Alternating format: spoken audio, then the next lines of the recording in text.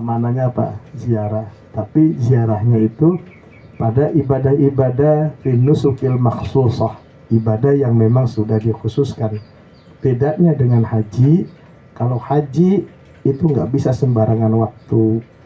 Kita waktu haji itu ya di musim haji, di bulan haji, tanggal 8, 9, 10, 11, 12, 13. Sebetulnya ibadah haji itu yang betul-betul ibadah haji hanya 6 hari. Kenapa saudara kita kalau haji sampai 40 hari? Ya, karena pertama, jamaah kita itu dikasih waktu untuk bisa melaksanakan umroh sebelum ibadah haji dimulai atau sesudah ibadah haji dimulai. Yang kedua, jamaah itu bisa untuk melaksanakan ibadah-ibadah yaumiyah setiap hari.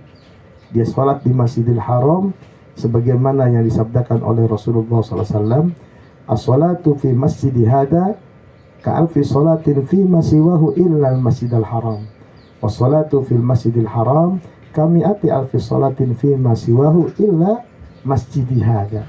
Jadi sholat di Masjidil Haram itu ganjarannya 100.000 kali lipat. Jadi kalau ibu nanti sholat di Masjidil Haram, sholat duha, sekali sholat duha di Pamahan, kalau pengen ngejar pahala orang yang sholat di sono, ya kudu 100.000 kali sembahyang duha. Cuman nanti jangan perhitungan, nanti Bang Yani nggak pengen sembahyang lagi katanya.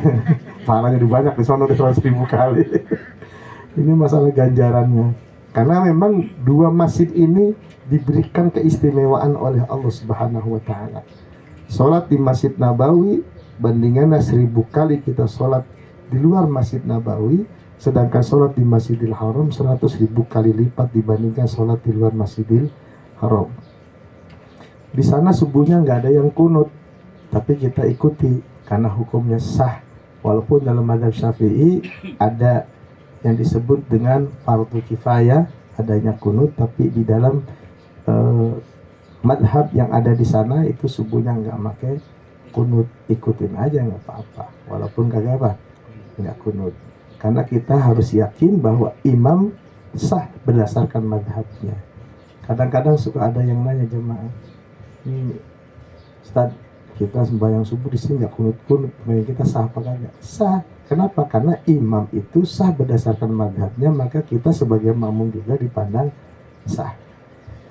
Bapak Ibu yang dimuliakan oleh Allah. Nah, terus lanjut. Nah, ini mengenai perintah untuk haji dan umrah itu termaktub dalam Al-Baqarah ayat 196. Wa atimul hajja wal umrata lillah. Jadi pondasi haji, pondasi umrah itu niatnya harus karena Allah. Makanya ini di awal manasik ini saya menekankan kepada seluruh jamaah, nawaitunya dilempengin dulu deh. Ini nawaitu kita diapain dulu nih? Dilurusin dulu nawaitunya. Ini kita berangkat umroh karena apa nih?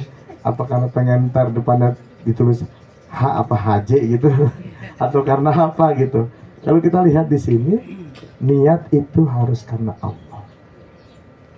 Karena di sini jelas haji dan umroh harus dilandasi karena Allah. Itu ibadahnya bukan ibadah tebang-tebang. Fisik kita harus betul-betul apa? Betul-betul kita persiapkan Bapak Ibu. Contoh misalkan, ini memang kalau dilihat dari kebiasaan, ini rata-rata jamaah kita itu merasakan yang paling berat ada di sa'i.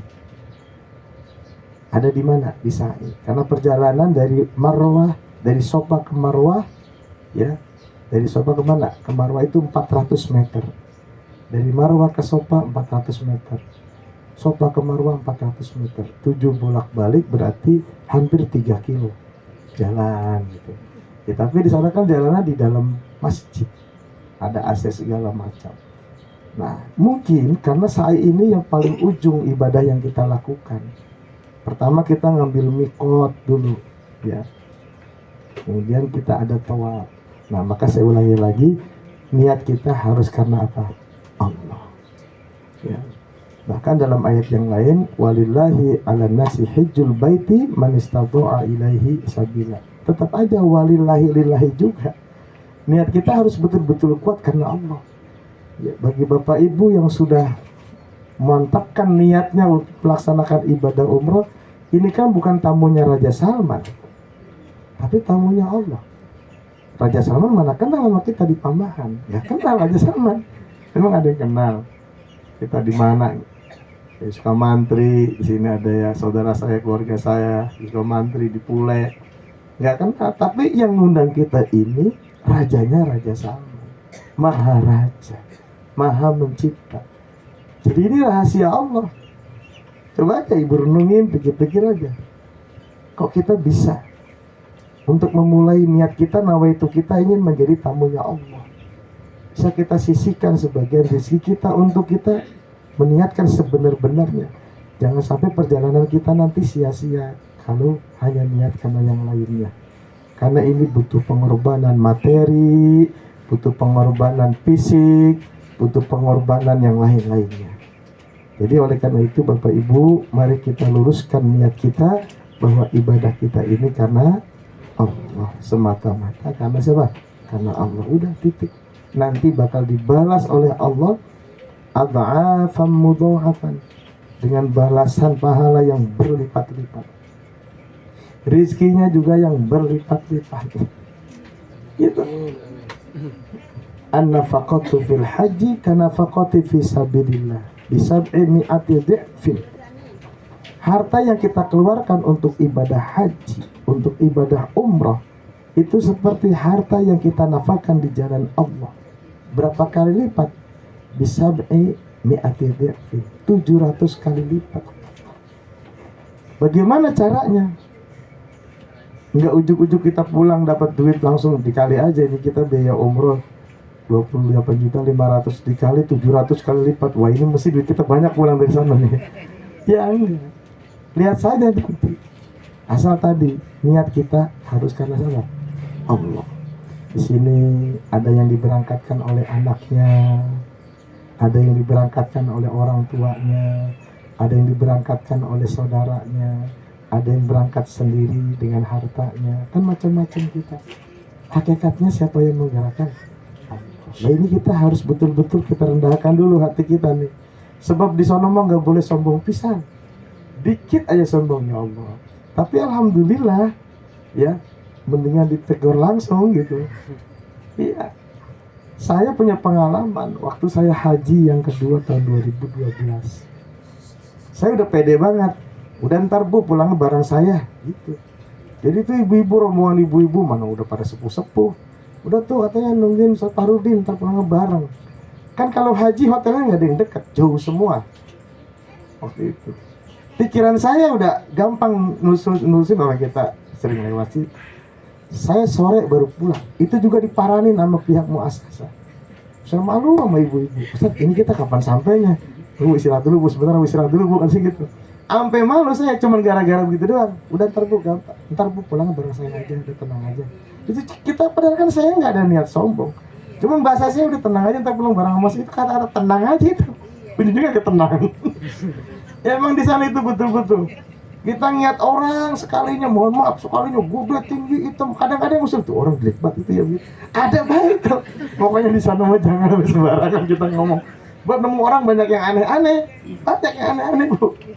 Ini kita punya cangkem mulut, udah jangan sampai kalau di sini kita suka usil gitu. Lebih itu kita istighfar aja. Astagfirullahaladzim, diuji sama Allah kita. Ini saya jauh-jauh hari ngasih wanti-wanti di sini. Betul-betul tanah suci itu kita betul-betul harus bersih hati kita. Makanya di sini kenapa kita ketika mau umroh kita kumpulin keluarga, kumpulin saudara. Takut kita ada salah, ada dosa, belum minta maaf. Perjalanan kita kan perjalanan yang jauh. Bukan dari sini ke Tanah Abang pulang bawa peci haji, bukan. Perjalanan yang jauh. 9 jam kita di dalam pesawat coba. Itu kan perjalanan yang jauh. Direct Jakarta Madinah itu bisa sampai 10 jam Bu, karena lebih jauh daripada Jeddah. Nah ini pesawat kita langsung direct Jakarta langsung Madinah. Itu perjalanan yang jauh seperti itu kita, Masya Allah. Kencing di pesawat, kagak ada air, lagak, itu gimana cebok ya ini. Ini tisu. Lah kalau orang kampung kita kadang-kadang ya udah begitu dah. Makanya kita diajarin sebelum kita berangkat ada manasik. Nggak boleh kita pakai air ecet-ecetan di situ pesawat, bawahnya kabel semua. Gara-gara itu bahaya. Makanya kan di situ disediakan hanya apa? Cairan untuk pewangi sama apa? Dalam toilet pesawat itu hanya tisu yang kering sama tisu yang basah, sama ada untuk bayi di situ. Udah, semua pesawat sama begitu semua modelnya. Nah itu kita harus persiapkan dari sekarang. Kesehatan bapak dan ibu itu penting. Dari sekarang kita ini mumpung masih ada waktu. Sekarang udah ya hampir sebulanan lebih dikit dah perjalanan kita insya Allah. Jadi sekarang kita udah pagi-pagi udah jalan. Anggap aja kita sa'i itu 3 kilo. Ya kan saya 3 kilo itu. Cuman kemarin saya yang jamaah umroh kemarin tuh, yang mertuanya Mang Subur orang penjelau tuh, ya apa ya? Itu nenek-nenek di badannya kan gemuk, masya Allah, 3 kali umroh bu. Kita kan punya program 3 kali umroh ini, insya Allah. Itu kuat, yang lain 2 kali umroh udah pada tepar, udah GA sama 2 kali geda, nggak ngambil mikot lagi kagak. Berangkat bareng. Kan kita ada city tour. Arti city tour itu kita keliling kota Madinah, mana kita ke kebun korma, ke pasar korma gitu, ambil mikot. Itu memang begitu, ada begitunya. Ada orang yang kita duga ketika mau berangkat, ini kira-kira kuat apa kagak ini ya. Malah gagahan dia sama kita. Itu kayak begitu. Kayak kita harus niat bersih karena sama. Karena Allah, saya tanya, nah itu bisa berbeda. Saya memang niat bener-bener pengen ibadah, Ustaz, saya mau kesini bener saya mau pengen ibadah dari sini itu. Ya laut itu ya Allah, sampai sekarang masih gagah ngajinya. Benar-benar Bapak Ibu sekalian. Maka disinilah kenapa Allah katakan wa atimul hajja wal umrata lillah. Begitu. Baik. Nah di sini ada rukun-rukun umroh. Sebelum saya jelaskan rukun umroh, pertama saya akan jelaskan ibadah sholat kita ketika kita dalam perjalanan. Namanya sholat jama'. Ini alhamdulillah. Perjalanan kita di hari Kamis nanti tanggal 9 insya Allah kita berangkat itu di Jakarta kita jama nantinya. Karena kita berangkat kita sudah boarding sekitar jam 3 sore. Jam 2 kita sudah boarding, 3:30 kita langsung take off. Nah, itu bisa kita lakukan sholat zuhur di bandara di jama dengan Jadi di pesawat kita nggak sholat lagi. Kebayang nggak kira-kira tuh? Kenapa? Karena kita nanti diperkirakan sampai di kota Madinah itu malam. Berarti kita di pesawat ketika masuk waktu maghrib, niat sholat maghrib di jama di waktu isya.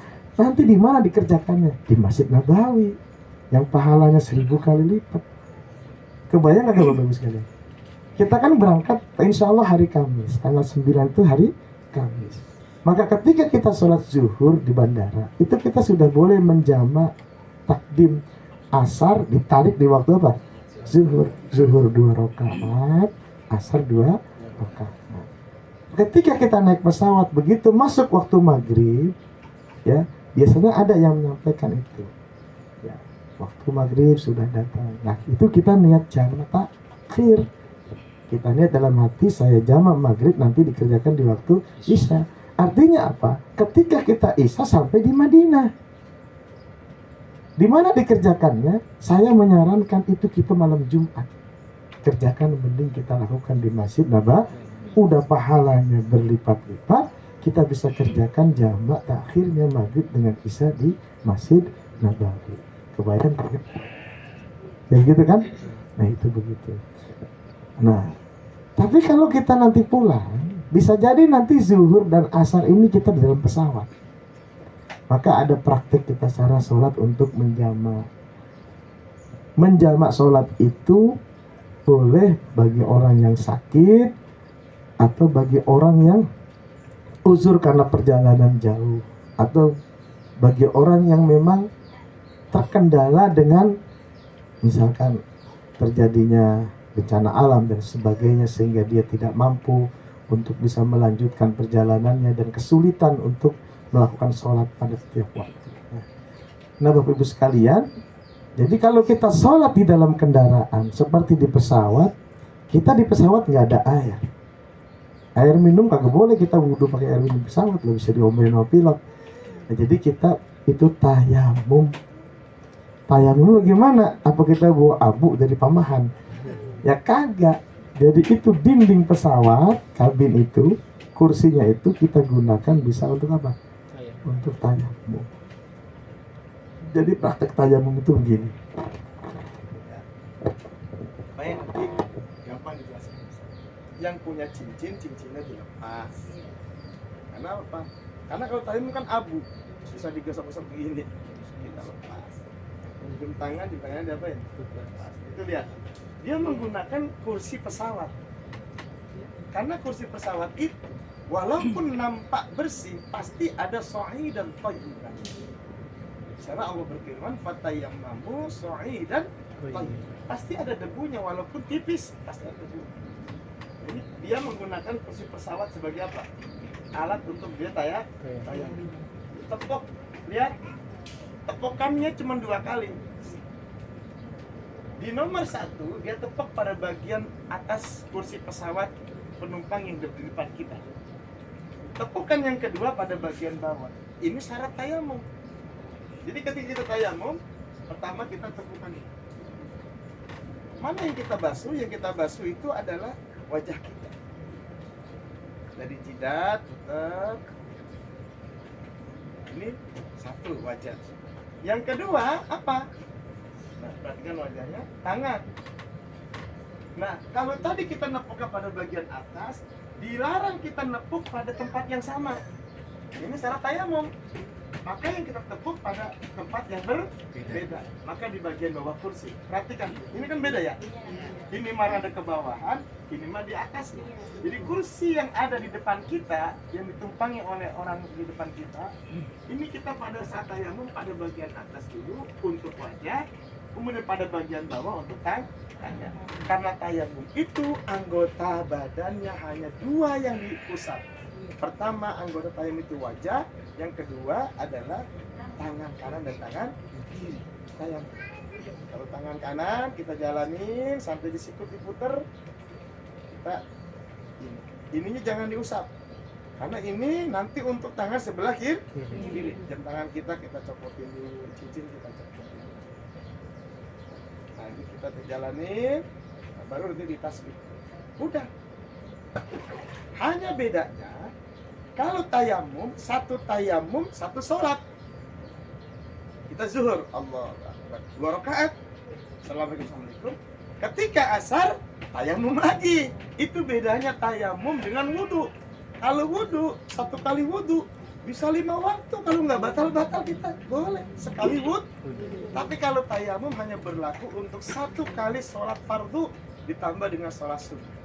Maka nanti kalau itu kita lakukan untuk tayamum yang kedua, kalau tadi misalkan di sebelah sini, kita tinggal cari aja sisi di sini atau di sebelah sini yang di bawahnya. Itu udah bisa-bisaan kita. Baru kemudian kita sholat asar. Itu gambaran tayamum. Jadi ketika tayamum yang kita tepuk kursi di depan kita pada bagian atas, ini untuk wajah 1 kali, kursi yang di bagian bawah itu 1 kali, itu untuk tangan kanan sekali dan tangan kiri sekali. Nah, itu yang sering ditanya oleh jamaah, tata cara sholat di dalam kendaraan, termasuk ketika kita di dalam pesawat. Sampai di sini dulu deh. Ada yang ditanyakan nggak masalah sholatnya? Sholatnya zuhur dan asar cukup dikerjakan berapa rakaat? 2 rakaat. Nah, kalau maghrib dijamak dengan isya, bedanya kalau maghrib tetap 3 rakaat. Gak bisa 1,5 kita salam. Tetap 3 rakaat. Isyanya dikerjakan 2 rakaat. Untuk subuh nggak bisa dijamak. Dia tersendiri subuh. Karena dia punya kemuliaan dan kedudukan tersendiri. Itu untuk salat subuh. Bapak Ibu yang dimuliakan oleh Allah Subhanahu wa taala, itulah praktek di dalam pelaksanaan ibadah sholat kita ketika dalam perjalanan ibadah umroh kita nanti. Baik, next. Nah ini itu, perhatikan cara sholat di dalam kendaraan. Ini sholatnya dalam pesawat seperti ini, ya.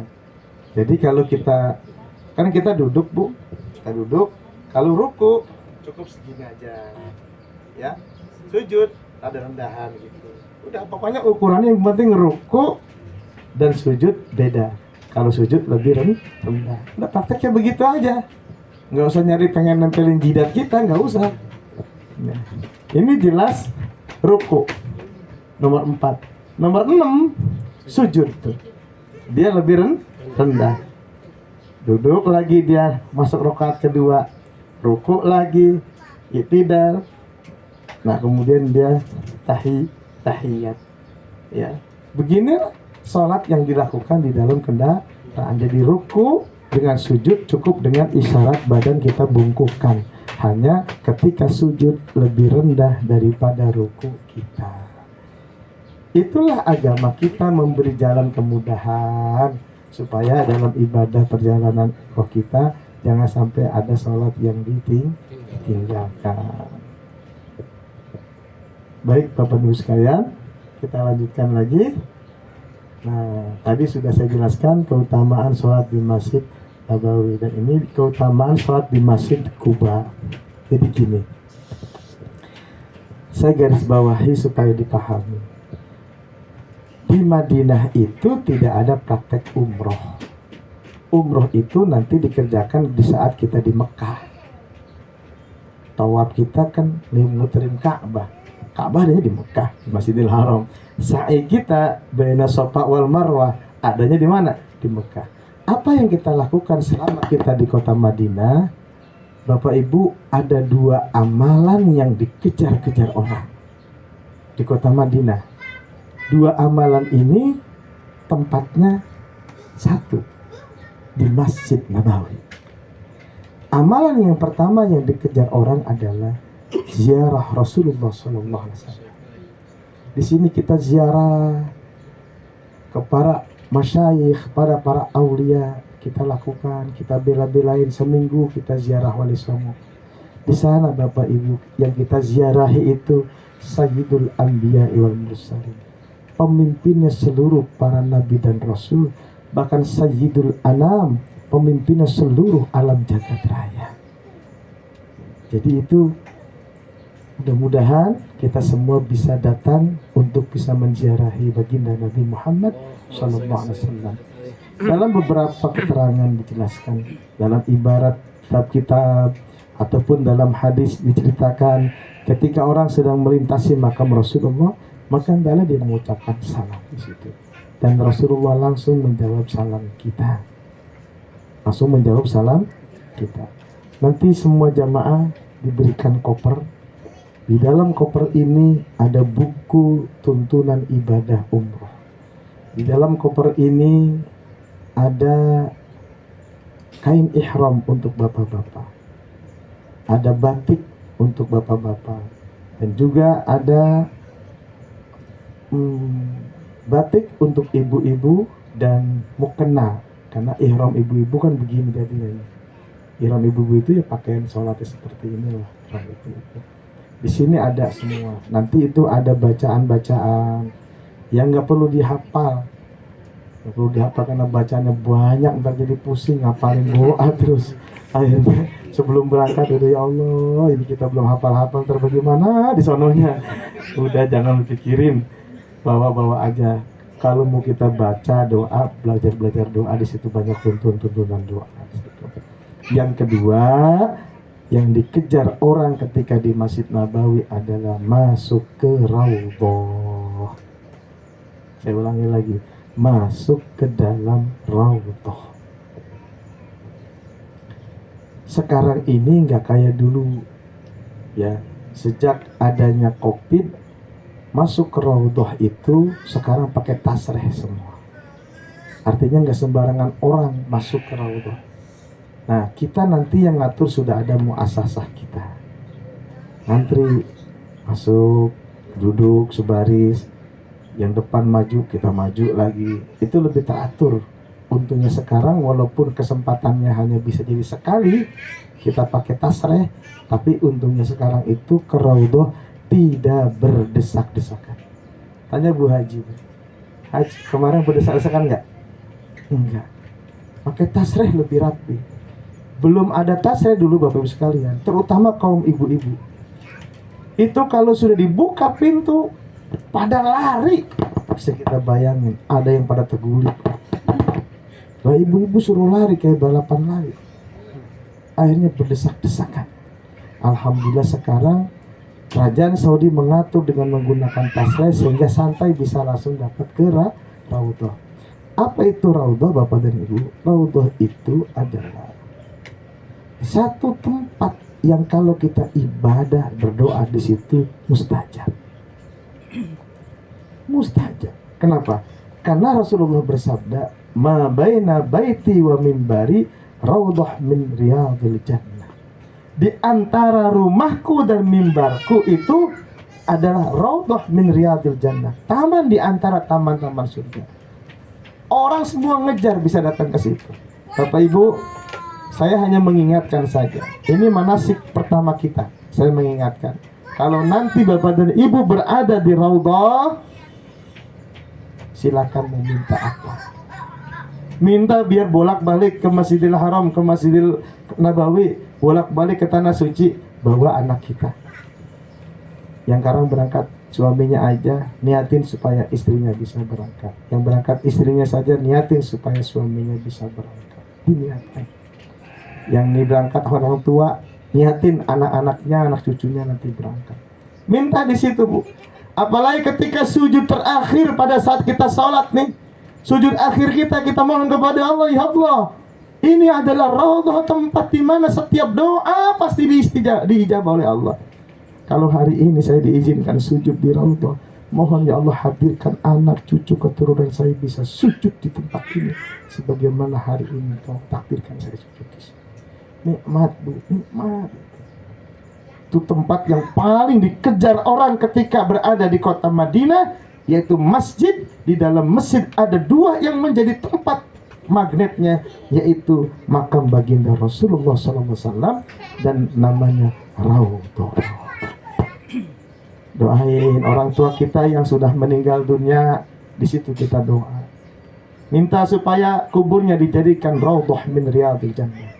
Mustajab, Pak. Kira orang tua kita yang sudah wafat, ya Rabb, ini doa siapa? Ini doa hambamu tuh sekarang. Ini doa anakmu. Sekarang sedang berada di raudhah, anakmu berdoa bahwa kuburmu ku jadikan sebagai raudhah min riyadil jannah. Mustajab. Mustajab. Doain orang tua, berkahnya buat kita. Kata kunci, jangan lupa doain orang tua kita. Emak kita, bapak kita yang masih hidup, semoga diberkahi umurnya, diberkahi rezekinya. Mahal, Bu. Itu namanya maqamul mustajab. Sampai ada satu riwayat nanti raudhah, dataran raudhah itu akan diangkat ke surga, dan orang yang pernah datang ke raudhah diizinkan oleh Allah untuk bisa hadir di situ. Ini maksudnya apa? Ganjaran surga buat orang yang melaksanakan ibadah, baik haji maupun umrah. Siapa yang masuk ke raudhah, disitulah ganjaran yang sangat besar. Wal hajjul mabrur laisa lahu jazaa'un illa al-jannah. Doain. Yang pertama kita doain orang tua kita, guru-guru kita. Ini bapak-bapak, ibu-ibu, kita bisa begini kalau bukan bimbingan guru siapa? Ayo.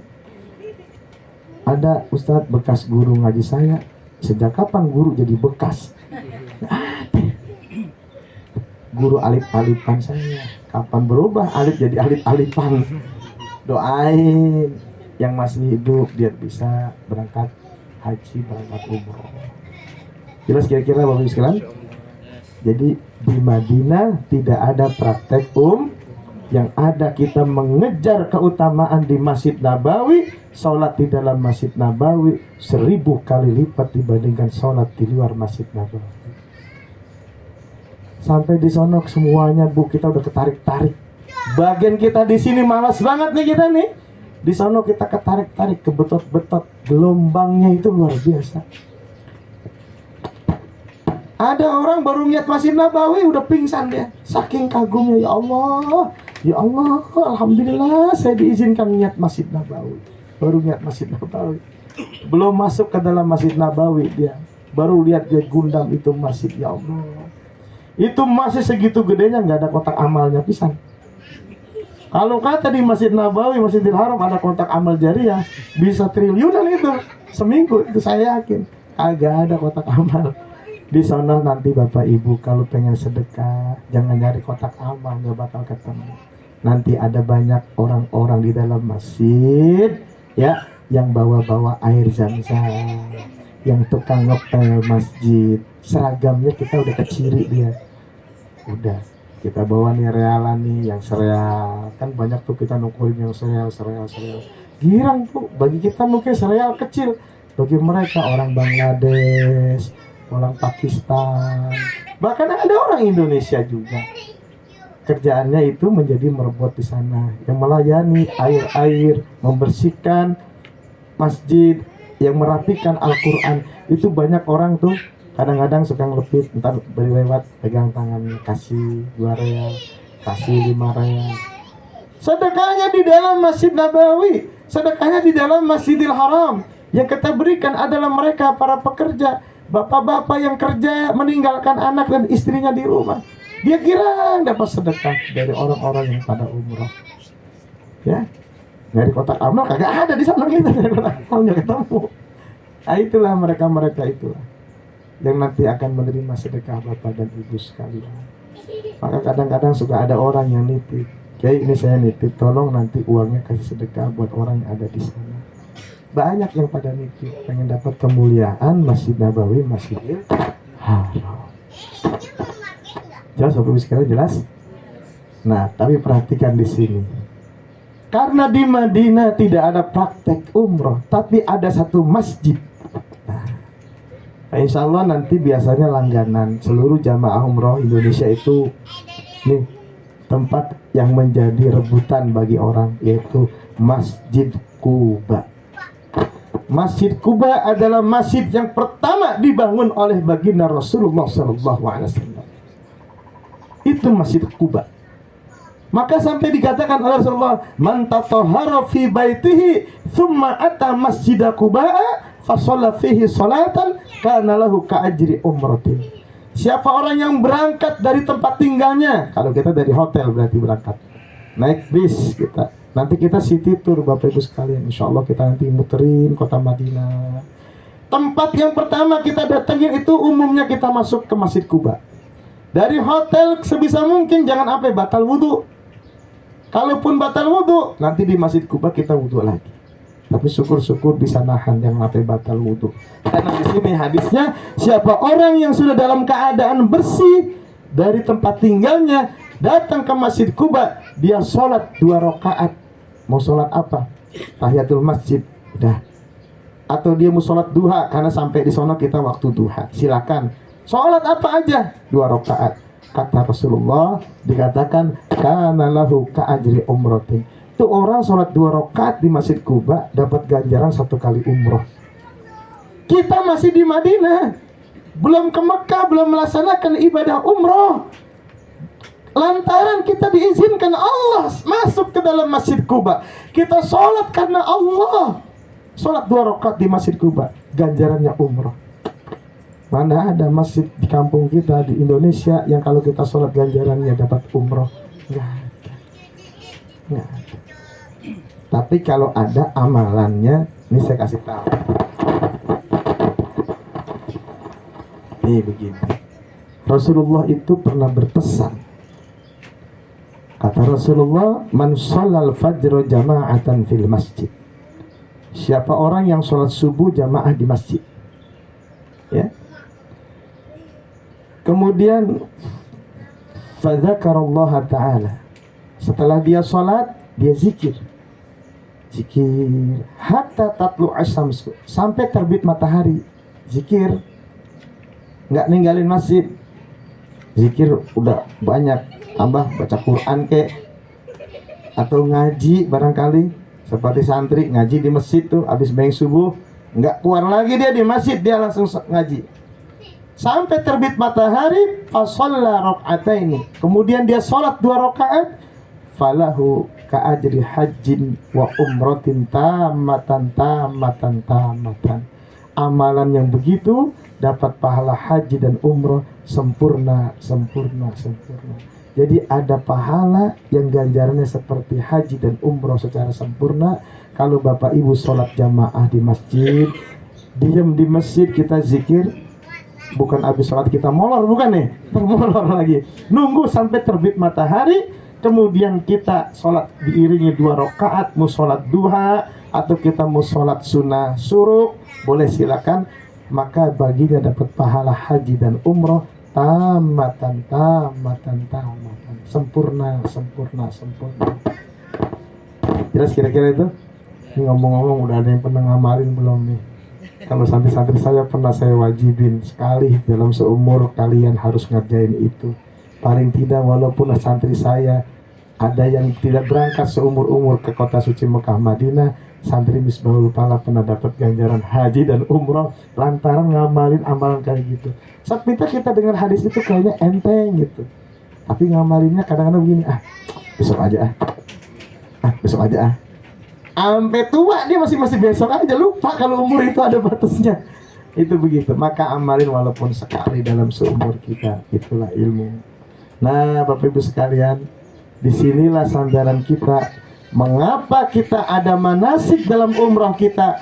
Supaya umroh kita ini sesuai dengan yang dibimbing oleh Rasulullah. Khudhu anni manasikakum, ambillah dariku cara ibadah haji dan cara ibadah umroh. Silakan. Next. Ini rukun umroh. Ya, pertama mengambil mikot. Kalau ngambil mikot itu ibarat orang berlari, start. Startnya mulai dari mana nih? Mulainya dari mana? Mikot itu ada kalau kita nanti dari Madinah, kita diberangkatkan dari hotel kita menuju Mekah, 10 kilo meninggalkan Madinah ada masjid namanya Masjid Bir Ali. Ini masjid Bapak Ibu sekalian, namanya Masjid Dzul Hulaifah. Di situ ada tepakan baginda Rasulullah Sallallahu Alaihi Wasallam. Di masjid itu ada tepakan para sahabat, ada tepakan keluarga baginda Rasulullah Sallallahu Alaihi Wasallam. Kita masuk ke Masjid Dzul Hulaifah udah untung, alhamdulillah. Ini ada tapak tilasnya baginda Rasulullah Sallallahu Alaihi Wasallam. Ngapain kita di Masjid Dzul Hulaifah? Kita sholat 2 rakaat. Umumnya kalau kita masuk masjid, yang pertama kita kerjakan sholat sunat tahiyatul masjid. Kul ya tambah kul hu.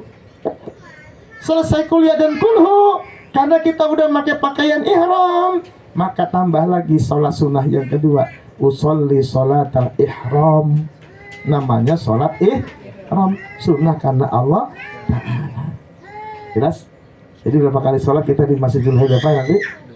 Ini kita udah selesai nih di Madinah nih. Kurang lebih kita 3 hari di kota Madinah. Berangkatlah kita di hari Ahad. Kita diberangkatkan kemana? Ke Mekah. Ngambil mikot, kita di hotel sudah pakai pakaian ihram. Dilucuti semua pakaian dalam kita. Jangan ada yang pakai pakaian dalam bagi laki-laki. Cuman 2, izar sama ini. Ini namanya burdah, selendang. Izar dan burdah. Izar nanti kita praktekkan. Insya Allah nanti kita praktekkan sebelum kita tutup acara kita bagi laki-laki. Kalau perempuan mah nggak usah ada praktek segala. Pakai ihram ini kadang-kadang takutnya nanti nggak dipraktekin sampai di sana kedodoran, repot Bu kalau kedodoran. Pakai lama-lama kendor digulung lagi, lama-lama kendor digulung lagi. Ya kan bisa begitu.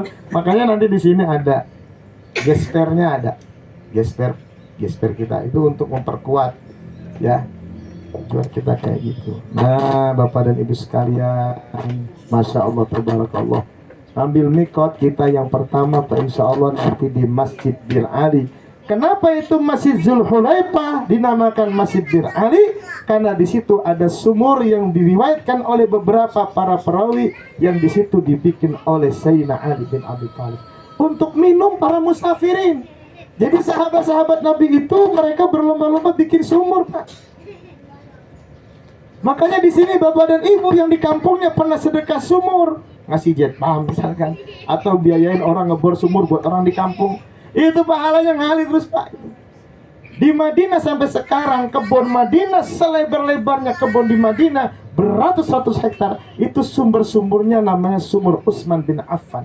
Kayak apa pahalanya? Dipakai buat kebun penduduk Madinah, dipakai buat mandi penduduk Madinah, dipakai buat minumnya penduduk Madinah. Itu sumur yang pernah dibeli oleh Utsman bin Affan. Sampai sekarang pahalanya ngalir terus pada Utsman bin Affan. Habis. Nah, itu namanya bir. Bir itu bahasa kita bukan bir minuman. Bir itu artinya sumur. Birun artinya apa? Sumur. Ali yaitu Sayyidina. Setelah kita ngambil mikot, perjalanan dari Madinah, Pak, kita berangkat dari Madinah nih menuju ke Mekah. Itu perjalanan kurang lebih sekitar 400 sampai 500 km. Ya, kurang lebih Cikarang Surabaya dah. Cikarang Surabaya berapa kilo, Bang David? Ada 400 kilo nggak? Berarti jauh nggak? 400 kilo jauh. Ya.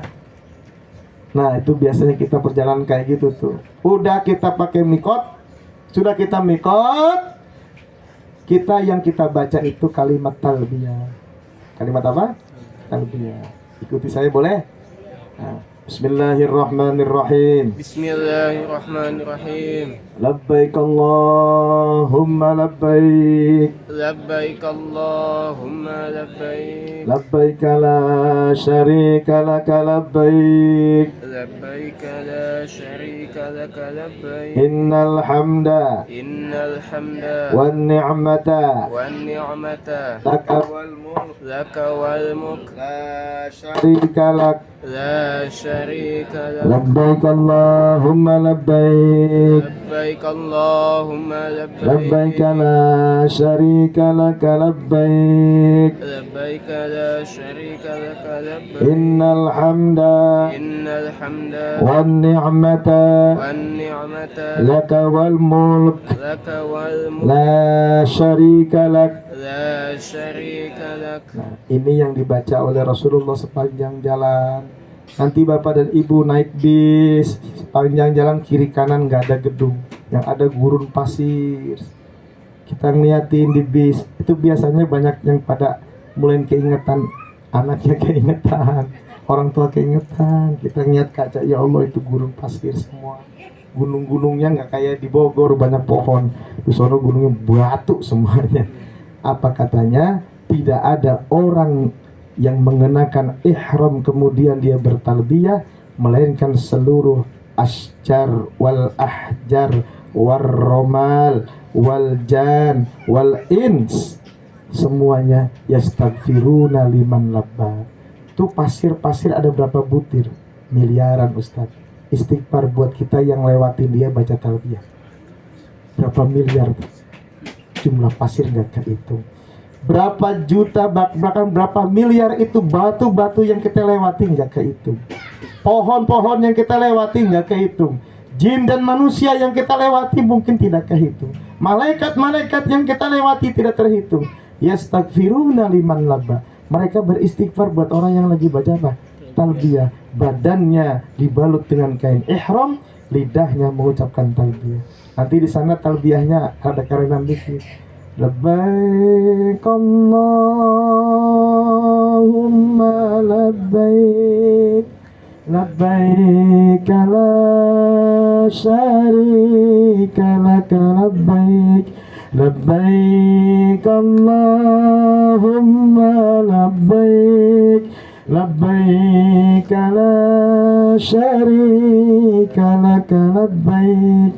Innal hamda wan ni'mata lak wal mulka la syarika lak.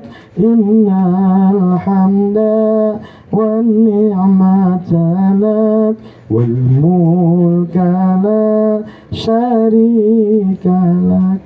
Sepanjang jalan sampai ibu ngantuk. Ya kan lumayan 6 jam emang sebentar itu di mobil kita. Sampai ngantuk, sampai udah yang bimbing juga ngantuk itu pada talbiyah.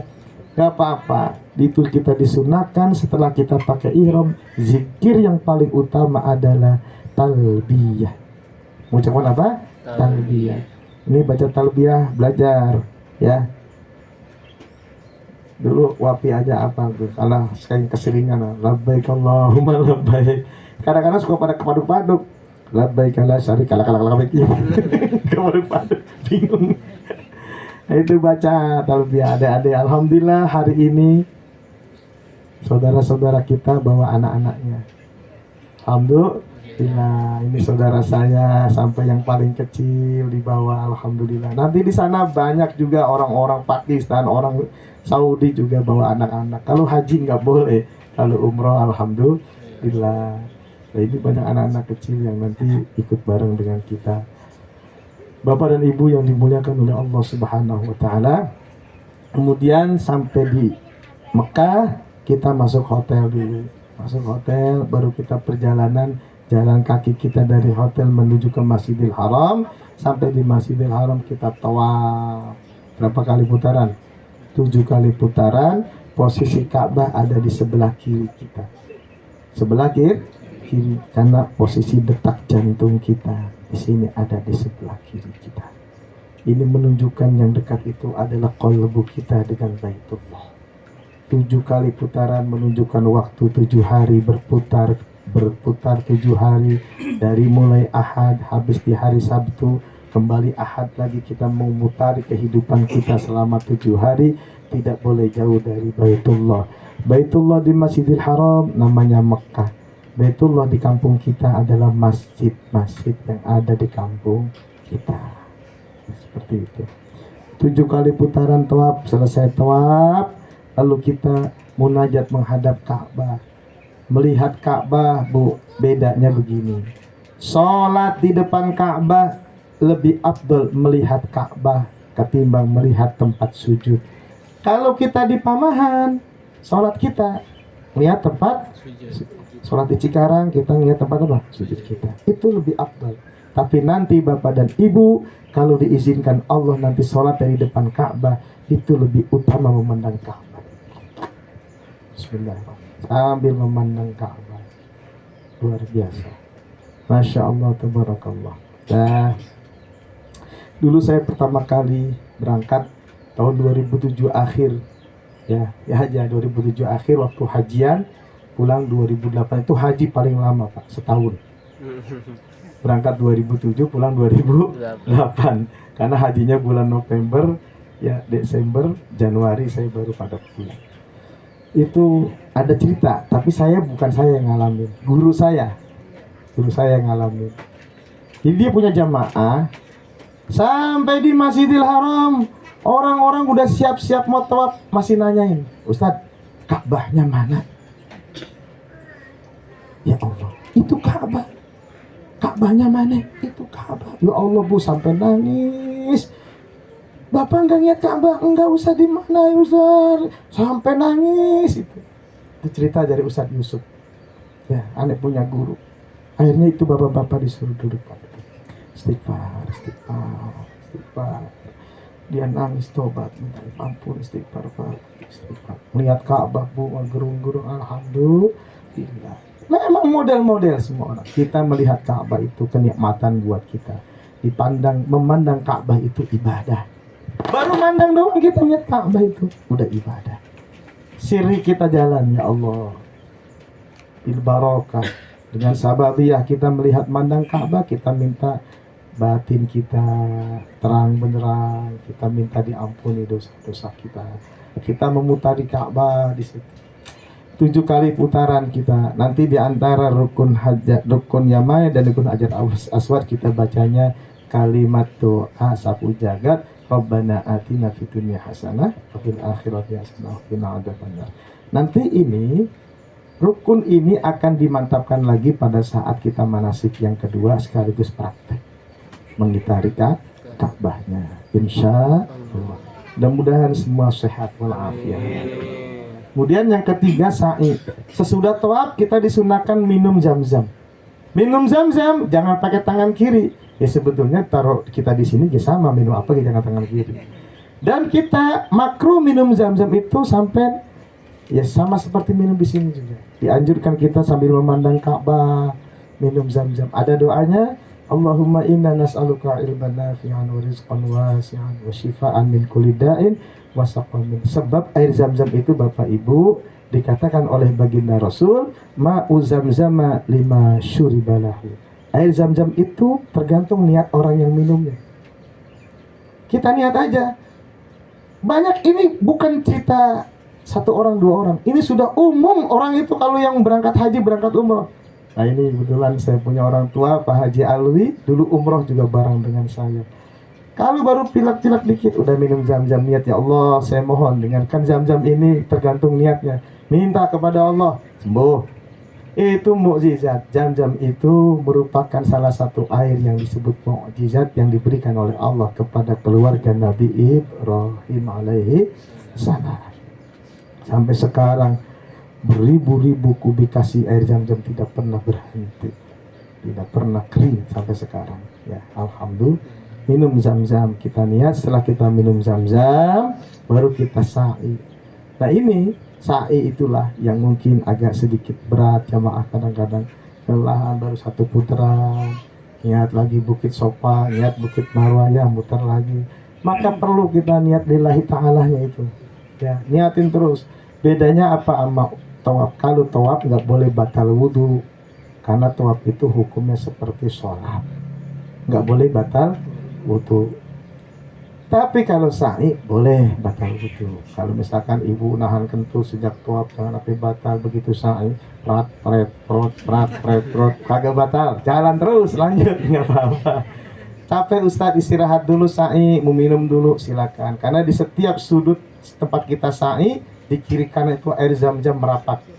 Kita kalau haus tinggal minum.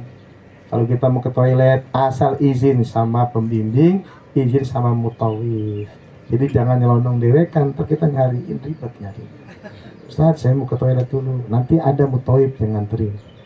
Jadi nanti ada mutawif, ada pembimbing. Nah, itu nanti jadi untuk strateginya nanti begitu. Kalau ada jamaah yang batal tawaf, cariin tempat wudhu. Nah itu nanti bagian mutawif yang ngatur begitu. Insya Allah mudah-mudahan apa yang kita rencanakan ini diridhoi oleh Allah Subhanahu wa Ta'ala. Kemudian setelah sa'i, berangkat dari Sofa sampai di Marwah 1, Marwah ke Sofa 2, Sofa ke Marwah 3, Marwah ke Sofa 4, Sofa ke Marwah 5, Marwah ke Sofa 6, Sofa ke Marwah 7. Berarti nanti habisnya di Marwah. Disitulah kita tahalul, gunting rambut. Selesai gunting rambut berarti kita dapat satu ibadah umroh kita. Alhamdulillah. Suami boleh menggunting rambut istri, istri juga boleh menggunting rambut suami, atau orang tua guntingin anak, atau bibi guntingin keponakan, kakak guntingin adik. Syaratnya satu, syaratnya yang ngeguntingin harus sudah gunting duluan. Ya, harus sudah apa? Gunting duluan. Misalkan Bang Yani, ya ingin guntingin empok, nah itu harus diapain tuh? Bang Yani beri gunting dulu, baru boleh guntingin orang lain. Syaratnya begitu. Orang yang ngeguntingin harus sudah apa dulu dia? Nah, seperti itu. Bapak Ibu yang dimuliakan oleh Allah, itu sepintas perjalanan ibadah yang kita lakukan, dan tentu masih banyak lagi hal-hal yang nanti kita akan uraikan pada saat nanti kita manasik yang kedua di akhir bulan Januari. Kenapa saya ngambil akhir bulan Januari di hari Minggu juga? Supaya tidak terlalu jauh jaraknya dengan keberangkatan ibadah umroh kita. Nanti ada undangan lagi, ini mohon maaf kalau kemarin undangannya agak sedikit, waktunya hanya 3 hari, mendadak ya. Ya mohon maaf, tapi insya Allah nanti kita akan undang, paling tidak kita seminggu atau 10 hari sebelumnya kita undang. Nah sampai di sini mohon diambil koper. Ini ada koper untuk laki-laki, ada koper untuk perempuan. Silakan lanjut dibuka. Isinya nanti saya akan jelaskan isi-isi koper ini. Alhamdulillah koper sudah ada semua. Alhamdulillah kemarin hari Sabtu turun 40 koper. Sudah ada namanya juga di situ. Karena ukuran bajunya. Alhamdulillah baju nggak perlu jahit lagi, kecuali kalau yang kegedean. Tapi kita batiknya sudah jadi semua.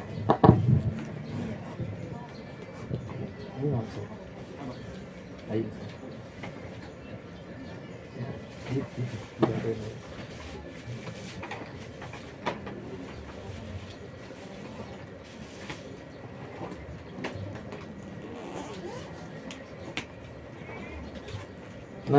Bapak Ibu sekalian perhatikan. Ini koper laki-laki yang saya buka dulu ya. Ini koper laki-laki.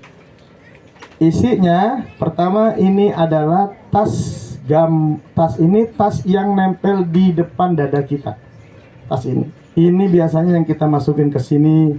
Ini paspor di saat nanti kita mau boarding, ada tiket pesawat, ada apa-apa nih paspor. Ini tas yang sering nyangkut ikut-ikut kita. Tas ini sengaja agak lebih besar supaya sendal ini bisa masuk. Ya, jadi nanti jamaah ya ketika kita datang ke Masjidil Haram, ke Masjid Nabawi, nggak perlu repot-repot nyari sendal di mana, takut hilang sebagainya. Ini tas bisa masuk masjid dan sendal bisa dimasukkan di dalam tas ini cukup besar. Isi tas ini untuk laki-laki sudah ada gespernya. Sudah ada apa? Gespernya, sabuk ya. Ini sabuknya. Sabuk yang nanti akan menguatkan kain ihram kita. Kemudian yang kedua ada buku bimbingan buku bimbingan apa? Bimbingan dan doa umroh maupun untuk haji kita. Kemudian ada sejadah tipis. Ya, ini sejadah praktis, sejadah tipis. Ini bisa dipakai, bisa juga enggak. Nah, ya kalau sudah masuk ke Masjid Nabawi, Masjidil Haram, karpetnya udah indah banget. Maka ini jarang dipakai biasanya. Hanya antisipasi saja. Ya, ini ada sejadah tipis. Nah, kemudian ini ada slayer. Ya, taruh di belakang supaya dari kejauhan kita udah kelihatan jamaah kita. Nah, biasa ini sekedar ada karena warna kita sengaja pakai warna yang agak mencolok supaya dari jauh bisa kelihatan. Ini seperti ada. Ini jadi kayak kacu ya. Kemudian ini ada batik yang sudah jadi untuk laki-laki. Kemudian ya sudah. Nah ini tasnya. Ini biasanya tas yang paling setia ngikutin jamaah di Madinah maupun di Mekah. Ini nempelnya di mana nih?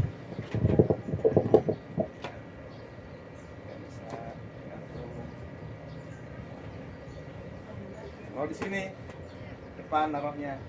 Nah, di sini bisa jadi kita taruh dompet atau mungkin taruh ID card kita apa kita di sini. Ini ada 2 lubang. Ini lubang yang kecil ini bisa untuk paspor. Ini lubang yang besar ini bisa masuk 2 sampai 3 sendal. Bisa langsung. Ya. Yang kedua, tas yang besar ini. Jadi ini koper banyak anak ya. Nah ini tas yang agak besar, ini handbag namanya. Handbag. Ya.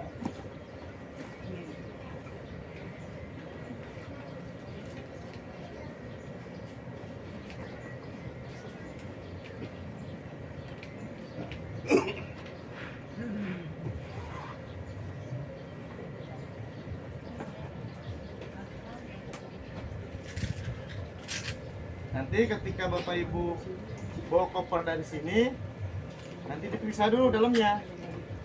Khawatir nanti ada yang di dalam lengkap. Ini di dalam lubang ini, Bapak Ibu sekalian, semua sama, laki-laki maupun perempuan. Tuh, ya, tinggal kita buka begini.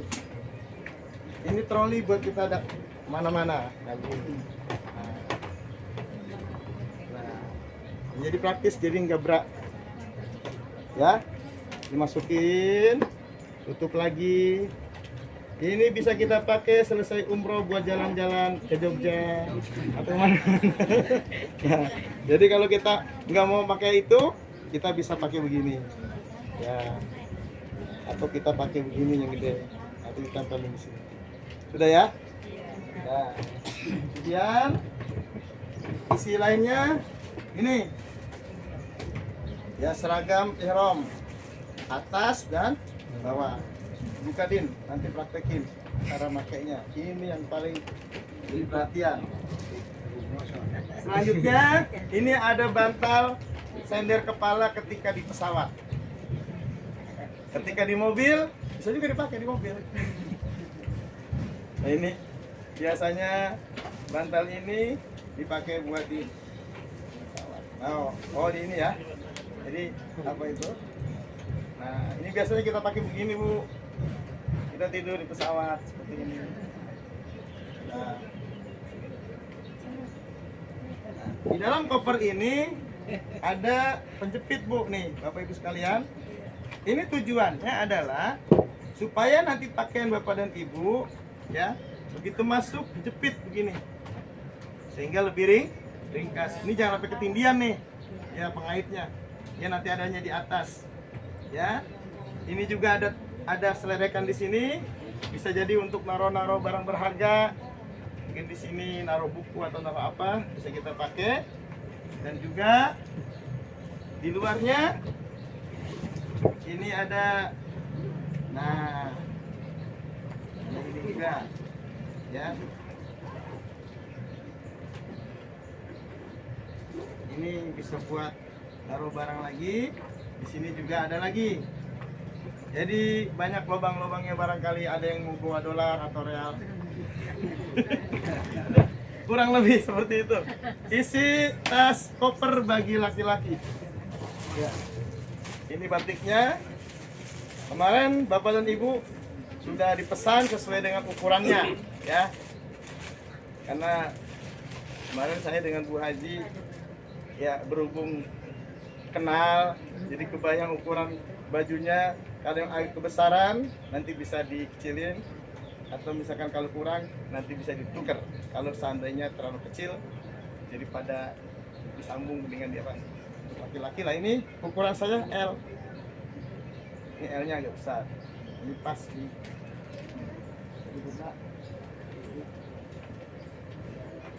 Yang kedua, isi koper bagi jamaah perempuan. Ya. Ini sama ya. Kita lihat isinya apa. Nah, kalau untuk perempuan ada jilbabnya. Ada jilbabnya. Sama ada buku juga. Sama ada selayar juga seperti yang saya pakai. Ada sejadah juga. Nah, ini ada ini. Apa nih? Nah, apa Haj? Manset ini, ya. Orang pakai Haj. Nanti adanya di telapak tangan gitu ya. Ya, sarung tangan. Bukan sarung tangan, kan nggak boleh pakai sarung tangan lagi pakai umroh, pakai ihram. Jadi handset apa namanya? Ya. Ini juga ada seragam bagi perempuan, ini berupa pakaian gamis. Jadi sudah pasti seragam kita beda dengan seragam perempuan, Bapak ya. Kalau nanti isi kopernya ternyata karyawan salah masukin, mohon dimaklum, jangan dipaksa untuk dipakai. Tapi dikasihnya itu pakai terus ya. Nah ini, ya. Nah ini nanti bisa, ini alhamdulillah sekarang sudah dijahitin, jadi kita nggak perlu jahit lagi. Tinggal nanti kalau kurang-kurang ya tinggal Bapak Ibu tinggal nambah-nambahin deh. Dah. Sudah semua, dulu kita jahit sendiri dulu. Kalau sekarang enggak. Nah ini juga sama, di koper perempuan juga ada apanya nih? Ada tas, seperti yang tadi sudah saya sampaikan. Barangkali untuk sementara itu yang saya sampaikan untuk pertemuan kita. Dan sekarang ini ukuran L. Karena kemarin saya waktu berangkat pakai ini juga ukuran L. Nah, ini kalau menurut saya L bagi saya pas.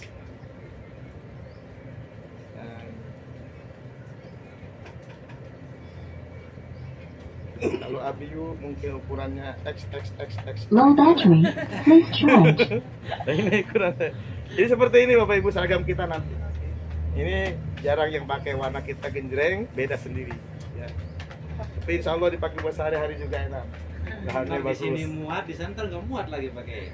Makan mulu ya. Tapi muat nongol. Iya itu mah.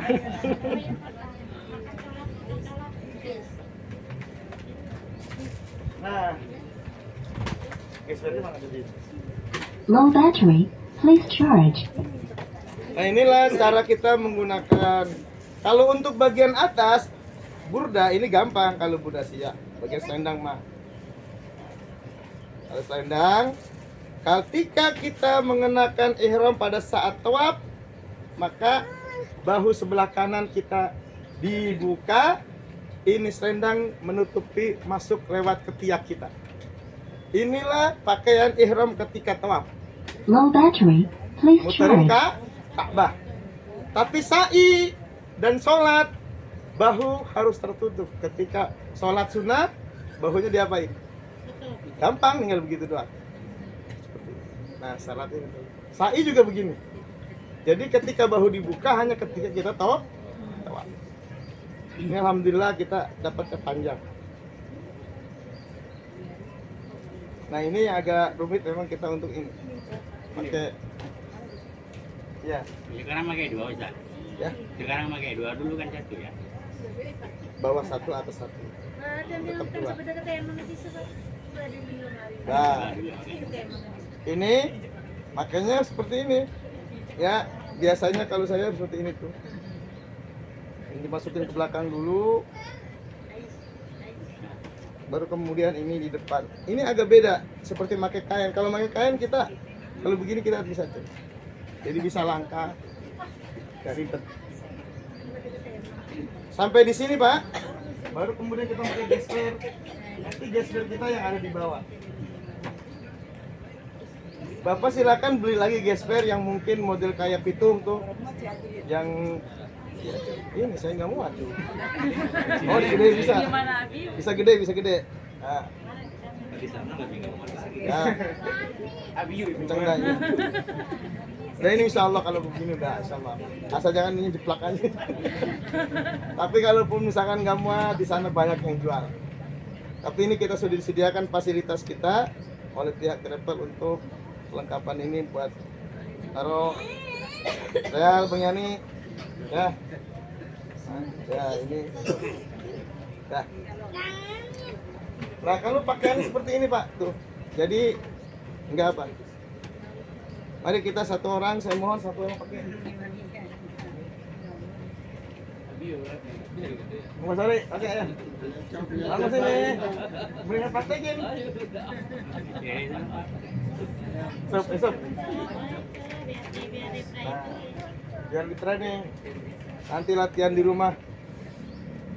Jadi ujung ketemu ujung dulu masuk. Ujung ketemu ujung. Sejajar. Ya.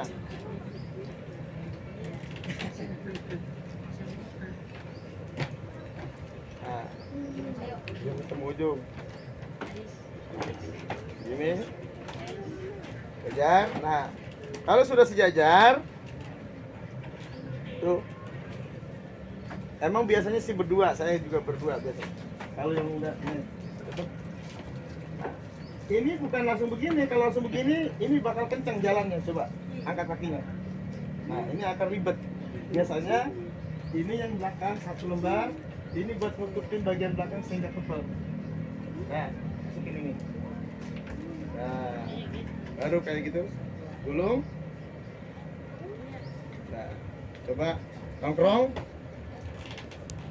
Nggak bakal kencang dia, bebas jalan juga. Nanti di sini baru dikasih apa? Sabuk.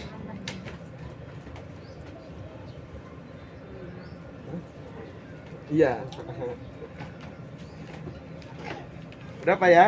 Jadi ini karena ini belakang kita kan tipis nih, karena kan selai. Ini biasanya di belakang kita pakai buat nutupin bagian belakang. Biasanya juga saya dipakai dibantu sama teman, kalaupun kita bisa ya begini. Nah, ini kalau rombe-rombenya terlalu kelihatan gak bagus, dia di dalam. Biar nanti yang ini yang di luar. Tuh. Rombe-rombe nanti yang bagian dalamnya. Yang gitu aja. Nah.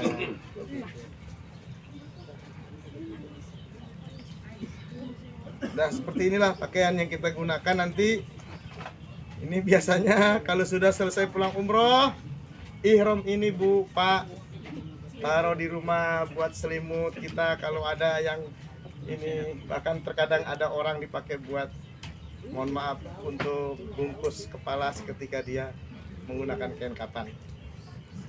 Simpan yang rapi, karena ini kain kita gunakan untuk memutari Baitullah, kita gunakan untuk sejarah dan sebagainya.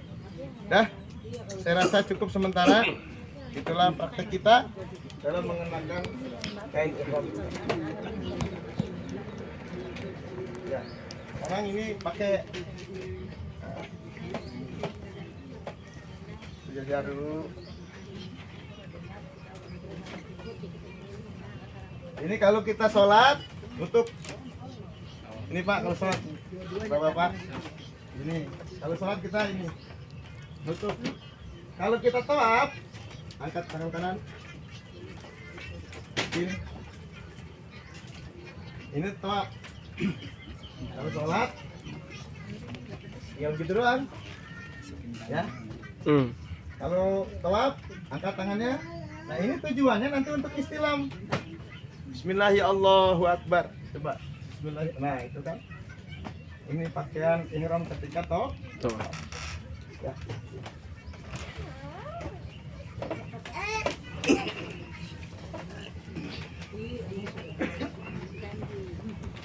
Nah. Baiklah.